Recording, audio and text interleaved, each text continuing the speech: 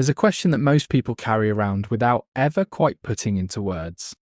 Not the kind of question you ask in a philosophy class or a sermon.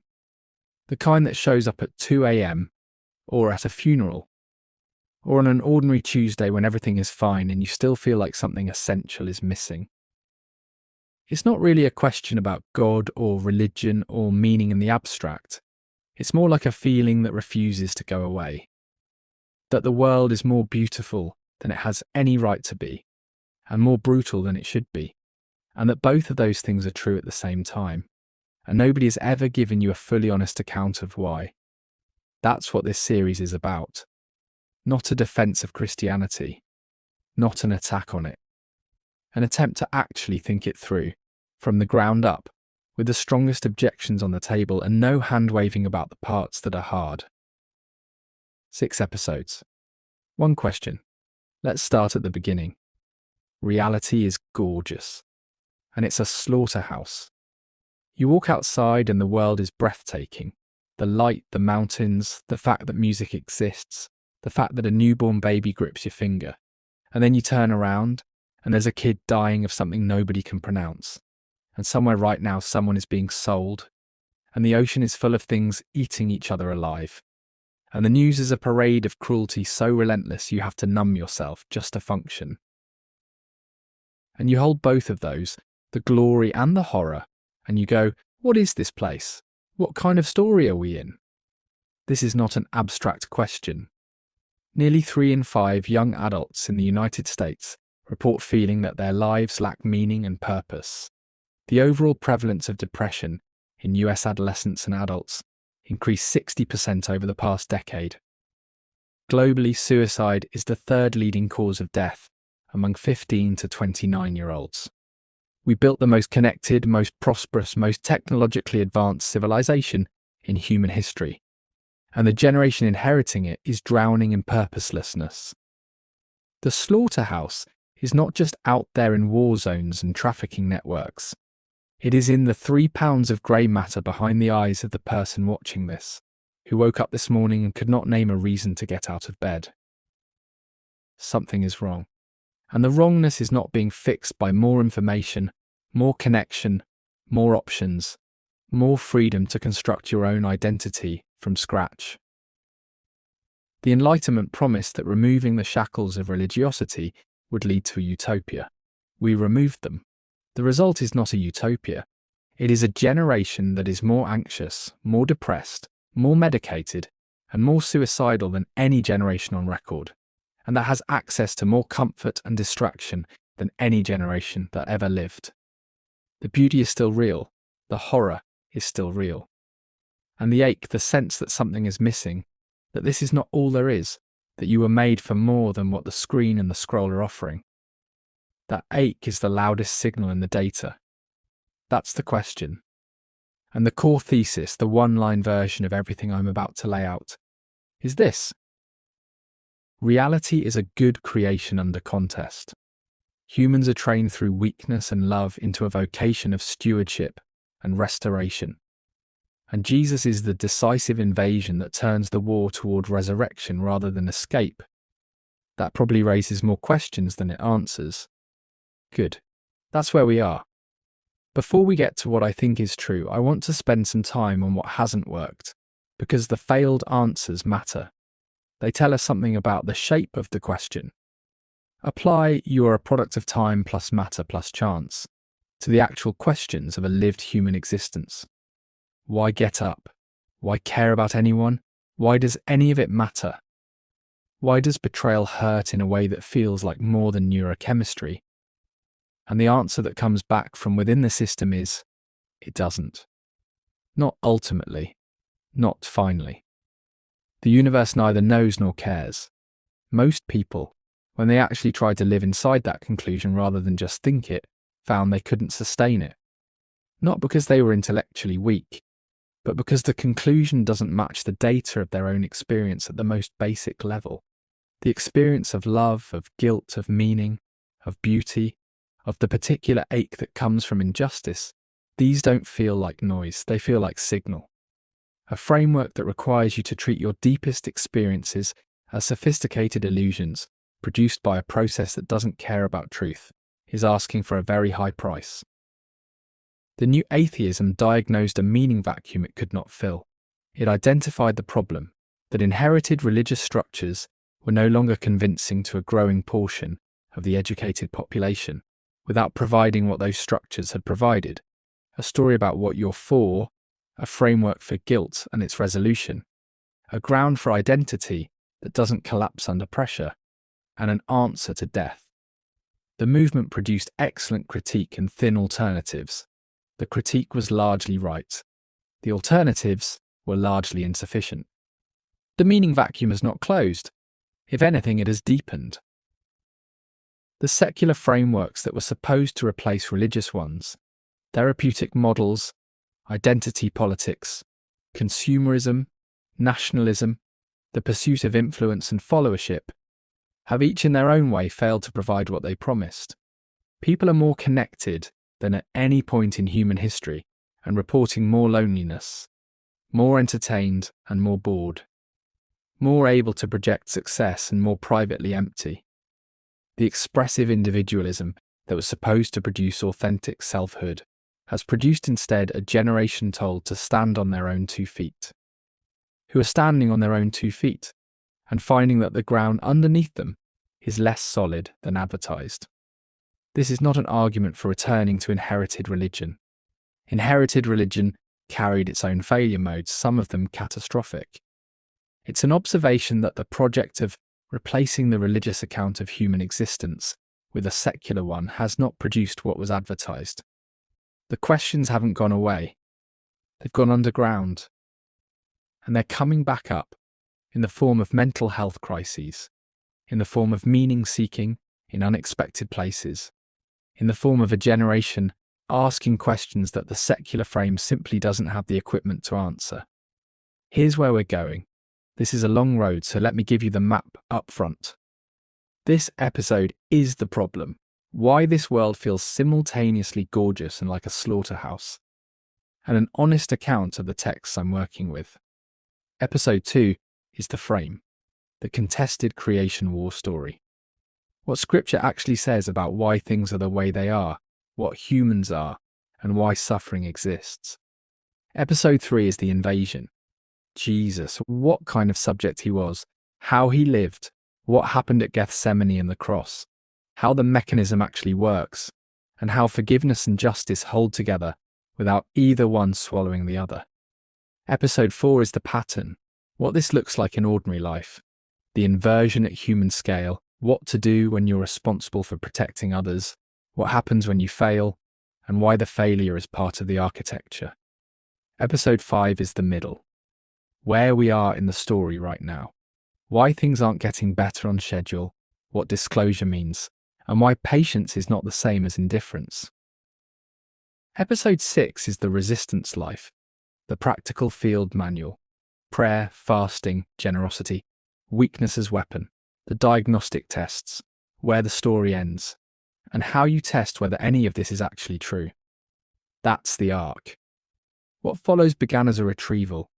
I went back to 2 very old Christian ideas, the Arenian tradition of soul-making and the Christus Victor understanding of the cross, and reassembled them into a single framework. But in the process of stress testing that framework against suffering, science, psychology, Islam, Judaism, naturalism, and the 20th century, something happened that I didn't expect. The reassembly produced structural insights that aren't in the source material. The rank inversion law, a formal derivation showing why the form of the cure is entailed by the form of the disease. The absorption plus naming structure, showing why the cross mechanism is not reducible to moral heroism. The ontological grounding of the inversion in the species constitution itself from Genesis 2:7 forward. These aren't decorations on old theology. They're discoveries, structural claims with falsification conditions that can be tested. I threw everything I could find at this. It held. Here's what I found.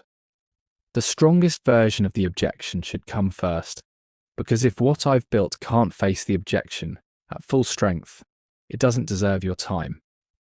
The objection goes like this: the beauty you're responding to is a selection effect. You're a primate with a nervous system optimized to find certain patterns rewarding. Symmetry, abundance, the face of your offspring.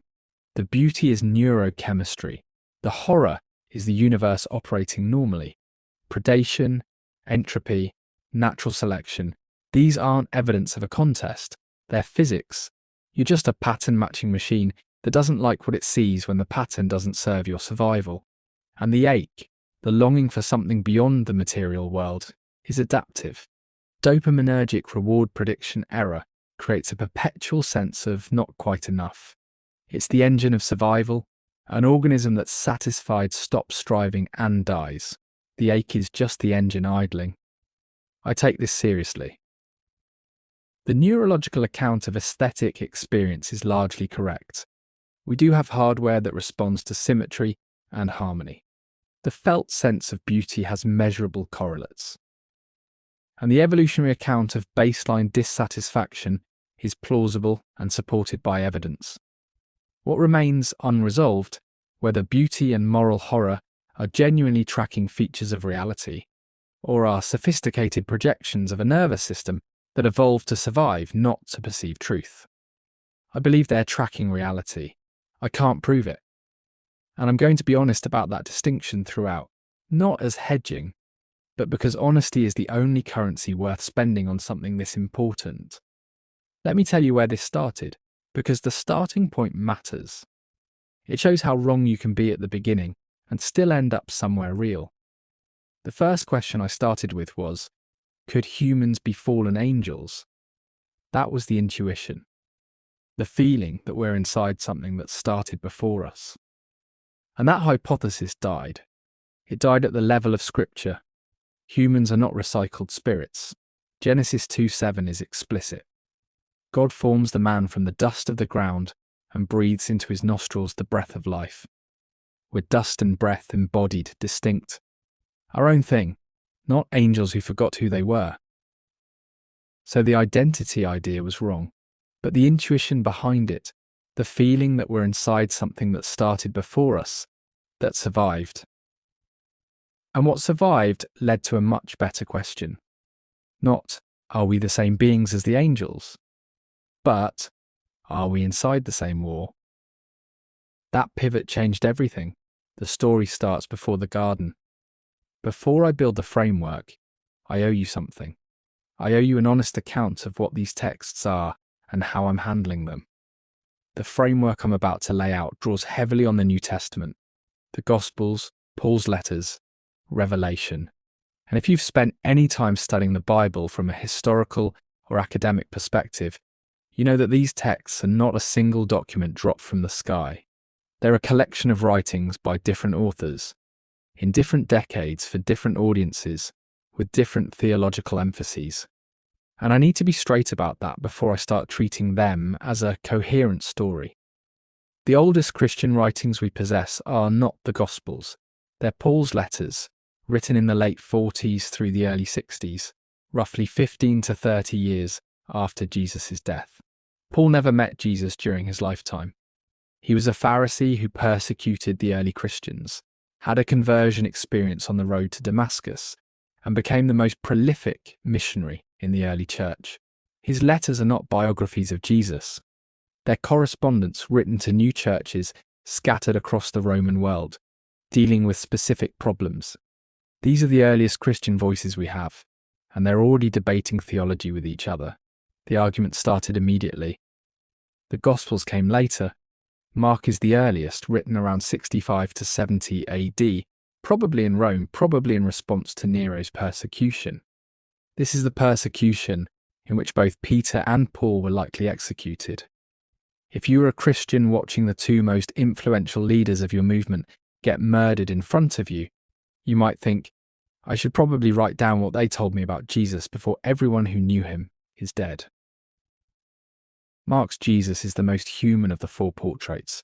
He gets frustrated, gets angry, asks questions he seems not to know the answers to. He tells people who witness his miracles not to spread the word, a pattern scholars call the messianic secret. He never directly claims to be God. And the original ending of the Gospel, this is important, is a cliffhanger. Women go to the tomb, find it empty, are told Jesus has risen, and flee in terror. The text ends there. No resurrection appearances, no Great Commission, just the empty tomb and terrified women running away. The later endings were added by subsequent scribes who, understandably, felt the story needed more closure. If Mark were the only gospel Christianity had, it would be a very different religion, more mysterious, more human, more raw. Matthew and Luke come next, probably in the 80s or 90s. Both of them clearly had access to Mark, and because roughly 90% of Mark's content appears in Matthew, and a large portion appears in Luke. But Matthew and Luke also share material that isn't in Mark, similar sayings and teachings that are too close to explain as independent retelling. Scholars call this shared source Q, from the German word Quelle, meaning source. It's a hypothetical document, now lost, that may have been a collection of Jesus' sayings circulating in the early decades. Matthew is writing for a Jewish audience, systematically showing how Jesus fulfills messianic prophecy. Luke is writing for a Greek audience, presenting the gospel as a historically researched account, with particular emphasis on the poor and the outcast. And then there's John, written last, possibly as late as 100 AD, 70 years after Jesus' death. And John is different. Where the first three Gospels share enormous amounts of material and are called the synoptics, because they can be seen together, John is roughly 90% original. It opens not with a birth narrative or a baptism, but with a cosmological declaration. In the beginning was the Word, and the Word was with God, and the Word was God. The mystery and ambiguity of Mark is gone. In John, Jesus is unambiguously divine from the first page. So here's the picture that emerges when you lay the texts out chronologically. Paul in the 50s already has a very high view of Jesus, speaking of him with language that implies divine status, equality with God, pre-existence. Then Mark in the 60s gives us the most human portrait. Then Matthew and Luke in the 80s and 90s develop the story further. Then John around 100 pushes the Christology to its highest point. Jesus is the eternal Word made flesh. The neat narrative, Christians just kept making Jesus more powerful over time, breaks when you notice that Paul was there first. The highest Christology in the New Testament predates the lowest. The texts don't follow a simple inflation arc. They oscillate, they wrestle. Different communities, at different stages, emphasizing different things. Now, why does this matter for the framework? It matters because I need to be honest about what I'm doing when I quote across all four Gospels and Paul as though they're telling a unified story. I'm making a theological move, not a historical one. Matthew, Mark, Luke, and John each have their own portrait of Jesus. They don't agree on every detail. But here's what I'm claiming, and it's more specific than just trust the Bible. Jesus, by Roman standards, was a nobody from nowhere, a provincial rabbi from an occupied backwater province of a conquered people, executed as a criminal by a method designed to communicate maximum contempt. He commanded no legions, he wrote nothing, he held no office. By every standard of Roman record-keeping, he should have left almost no historical trace. And yet the source density for his life is remarkable by ancient standards. Paul's letters predate all the Tiberius biographies, except one. The Gospels fall within the same first century timeframe as the earliest sources for Tiberius. And unlike those sources, they were not written by paid propagandists with institutional incentives to flatter. A man who by all rights should be historically invisible left a more substantial documentary record than the emperor of his era. If you wait for the distinction between flattering propaganda and genuine testimony about events the writers found transformative and costly.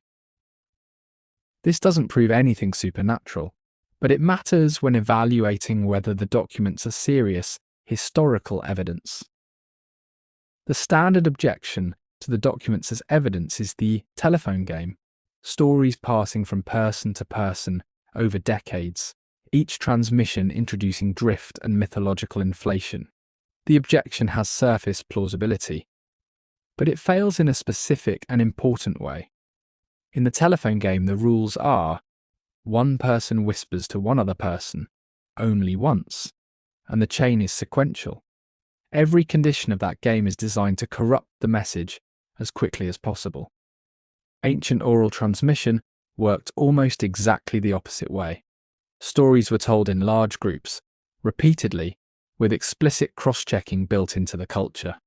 The disciples who followed Jesus for 3 years heard his teachings in multiple contexts, multiple repetitions, corroborated among themselves in a community that organized its entire existence around preserving accurate memory of what had happened. And the events at the center of the account were not ordinary days that memory would process in the normal forgetful way. They were catastrophic, life-reorganizing, existence-defining events. The disciples watched their rabbi, the person around whom they had structured their entire understanding of who they were and where history was going, arrested, publicly humiliated, executed by the most degrading method Rome had developed, and buried. And then shortly after, something happened that sent those same terrified, hiding, "we thought it was over" people out into the streets of Jerusalem, the scene of the crime, where hostile witnesses could immediately challenge any false account, proclaiming that he was alive. And they spent the rest of their lives doing it under conditions of persecution that gave them every incentive to stop. Think about what that atmosphere would have looked like, something on the scale of a civilization-altering public event.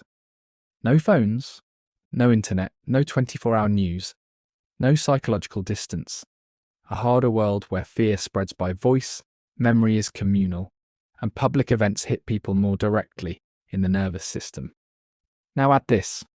A small group of men starts moving from place to place, saying that the event has been misunderstood. Not just misreported, but misunderstood at the deepest level. They say it exposed the truth about power, guilt, corruption, judgment, and God. They say the official verdict was not the final verdict.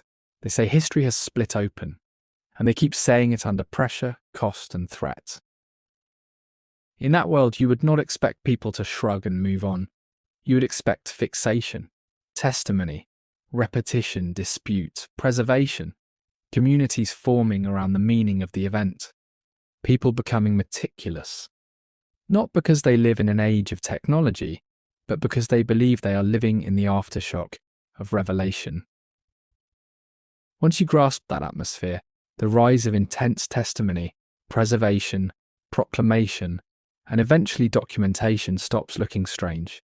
It starts looking exactly like what you would expect. There's one more thing the historical scholarship gives us that is directly relevant to the framework's central claim. Scholars use something called the criterion of embarrassment to identify historically reliable material. The logic is simple. If the early Christians were inventing a story from scratch, they wouldn't have included details that made their case harder to make. And the two details that virtually all historians agree actually happened in Jesus' life are precisely the two most embarrassing to the early movement: his baptism by John the Baptist and his crucifixion. The baptism was a problem because it implied Jesus needed forgiveness, which contradicts the claim that he was sinless. You can watch the Gospels wrestling with this in real time. Mark reports it straightforwardly. Matthew adds a dialogue where John the Baptist objects and Jesus insists. Luke barely mentions it. John's Gospel omits the actual baptism entirely. The tradition is clearly uncomfortable with it, which is why historians trust that it happened. You don't invent an embarrassment. And yet the early Christians didn't just include it, they made it the centre. They put the instrument of his execution on their buildings. They told the story of his death more carefully than any other part of his life. They insisted that this humiliating, disqualifying event was not a tragedy, but a victory. That's the criterion of embarrassment, confirming what the framework claims. The thing that should have destroyed the movement, the thing that was maximally shameful, maximally disqualifying, became the thing the movement was built on. The early Christians didn't invent the crucifixion. as a selling point. They were stuck with it, and they figured out how to read it as the decisive action precisely because the inversion logic, what looks like defeat is actually victory, was the only framework that could hold it. The decisive action doesn't look decisive when it happens. It looks like a seed. It looks like a man dying on a cross. It looks like defeat. But something has been planted, and it grows. So, I'm reading these texts as a canonical portrait. The Jesus the Church received, transmitted, and staked its life on across 2 millennia. I know the historical complexity underneath. I'm not pretending it isn't there, but the claim operates at the structural level, and at the structural level, the canonical portrait holds together. Different voices, different decades, different angles, same pattern, same war, same inversion. That's the Jesus I'm accountable to, and I think the canonical portrait is more than sufficient for the claims I'm making. We've covered a lot of ground in this episode. The problem itself, the ache that won't go away, the failed answers, and an honest account of the texts we'll be working with. In episode 2, we start building the frame. What Scripture actually says about the structure of this world, what humans are, and why suffering exists. The story, it turns out, starts before the garden.